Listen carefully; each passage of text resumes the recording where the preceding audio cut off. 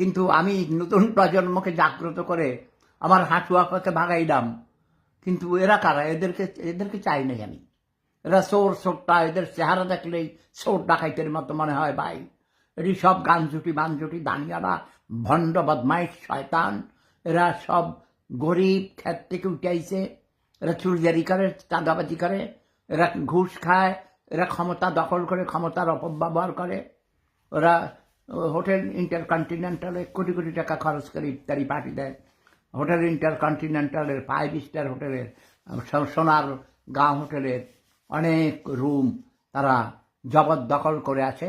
বান্ধবী নিয়ে থাকে, মদ খায় এবং ড্যান্স করে, কিন্তু ওরা ভাড়া দেয় না।